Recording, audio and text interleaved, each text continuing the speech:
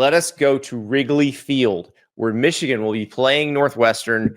I think they have figured out the orientation of the field. Remember, they had the one game there where they could only go one direction. It seems like they figured that part out now. But this is an interesting one. Michigan is favored by 10.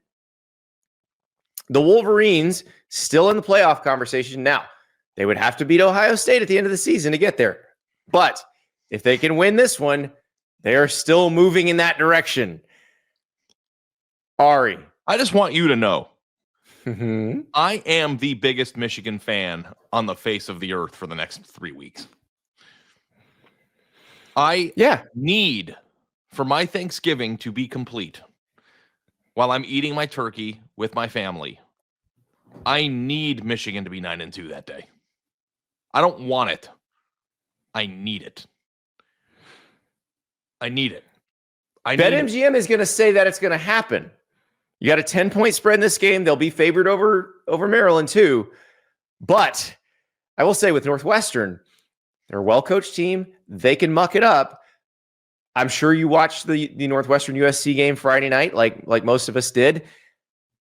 How different do you think that game goes if Jaden Mayava does not make the tackle on what should have been a pick six right before the half? Or they do that Bush League, like swap the punter for the backup quarterback jersey thing.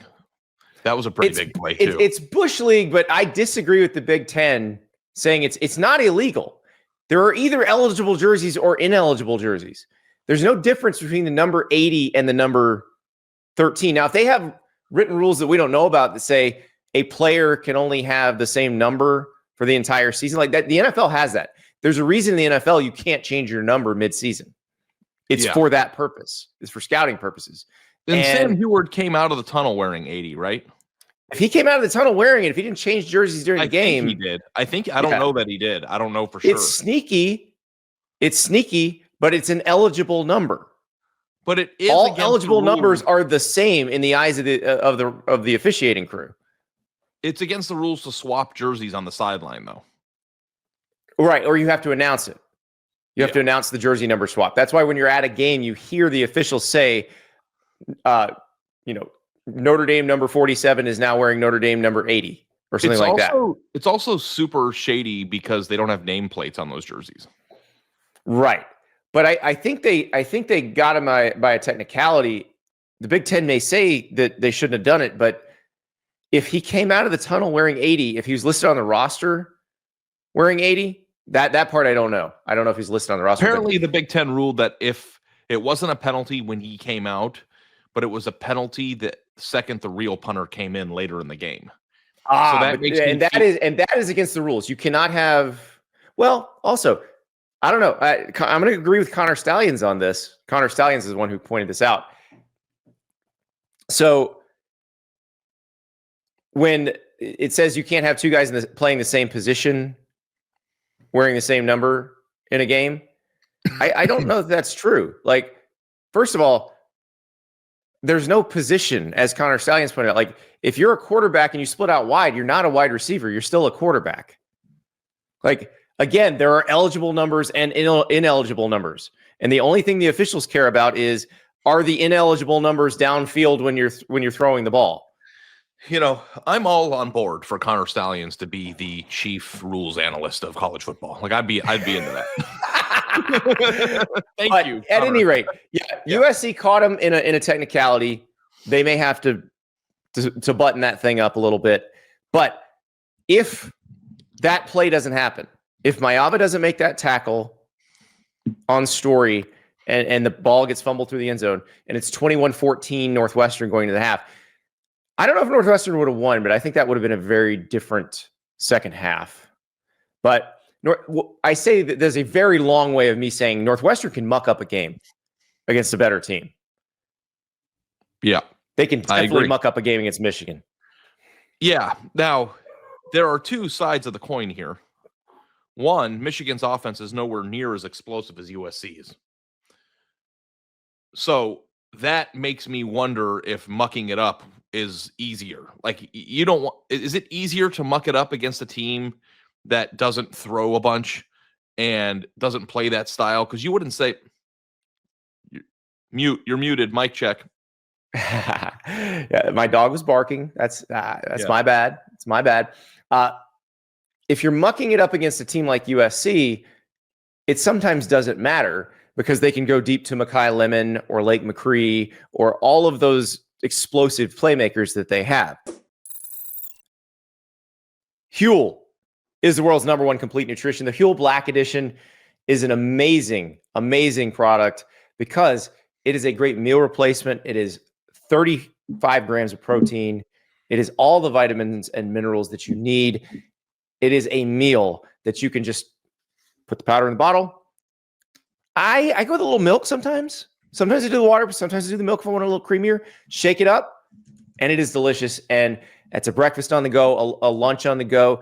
They've also got the ready-to-drink Huel Black Edition, which is making its debut in Target stores in November. So be on the lookout for Huel in Target stores, and also be on the lookout for Huel Daily Greens, which you can get at Huel.com or at Target starting in November. This is a great way to start your day with 42 vitamins, minerals, and superfoods, super greens, adaptogens, lion's mane, mushrooms, electrolytes, and antioxidants. You can get all of it at Huel.com, Huel.com. Use the code STAPLES15 for 15% off your first purchase of $75 or more. So that's Huel.com, Staples15 for 15% off your first purchase of $75 or more, or be on the lookout for Huel products in your local Target.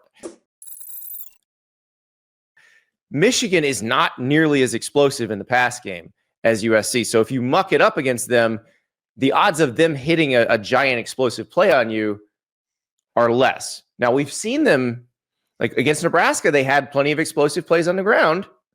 Yeah. So it's doable.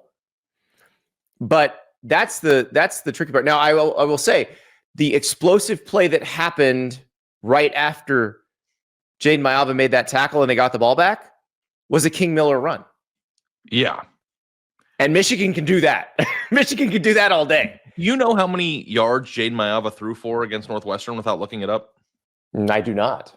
365. Okay, I don't think Bryce is going that deep. Now Bryce Underwood is going to have that number. They also won by 21. But can Michigan win by 17 without throwing for 300 yards? And I think that's kind of going to be the. I think they can. I think they can, and I think also I think their defense is going to make life pretty difficult for Northwestern's offense. So yeah, and I think even if Northwestern is successful in mucking it up, Michigan could totally win the game 16-0. Yes, exactly, and that's a cover, and that's everything. Yeah, everything we're talking about. So I still think there's a chance that Northwestern can muck this up nicely. So yeah. I'm going to go Northwestern to cover the 10. I think if this were a one-score spread, I would be picking Michigan very easily. But since it's not, give me the Wildcats to muck it up. You check the weather again or what? I did check the weather. It's actually pretty nice. Okay.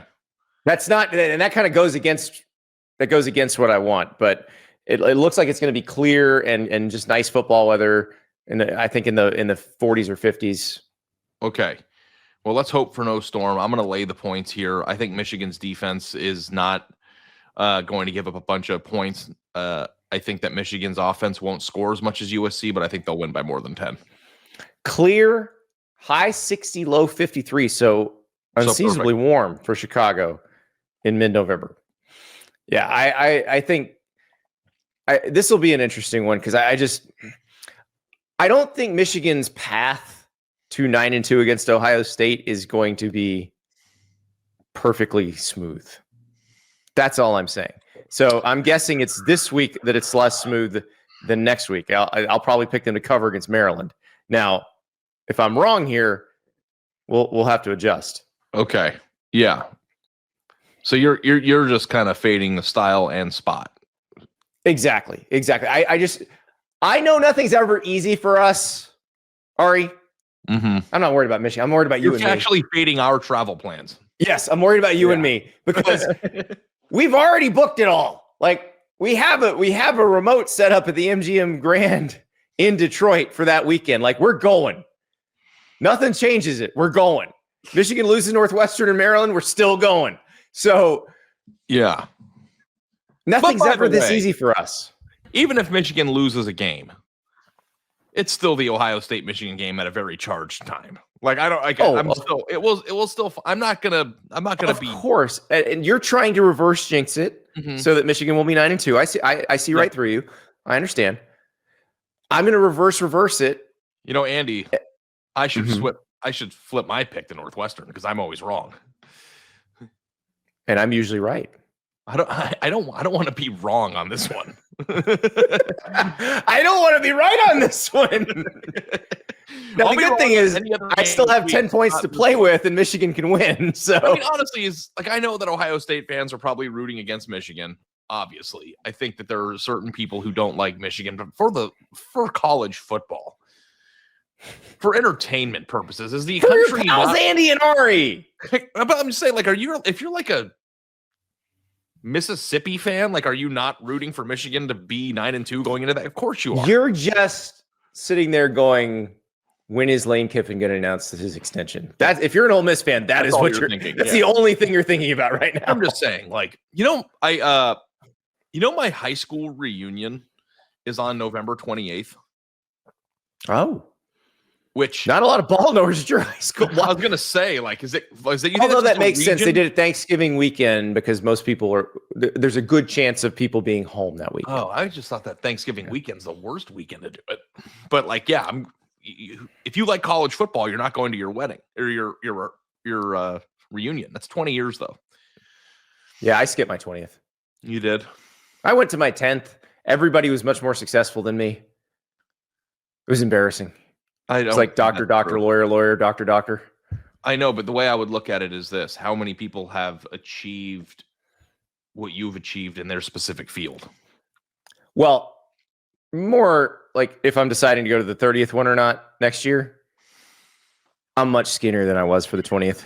What do you think? But what do you think is more successful, being a doctor or being one of the lead college football reporters for Sports Illustrated? Doctors are more useful to society, so I'm still going to go with that. No, but what do you think is harder to achieve? I don't know, because I've got friends who are doctors, and their classes looked really hard in college, so it's pretty difficult to do what they did. Anybody can be a doctor, is my point. Yeah, if you're a doctor, don't feel about yourself. No, listen. My decision to go to the 30th next year is much more dependent on me being skinnier than I was for the 20th. We also have to,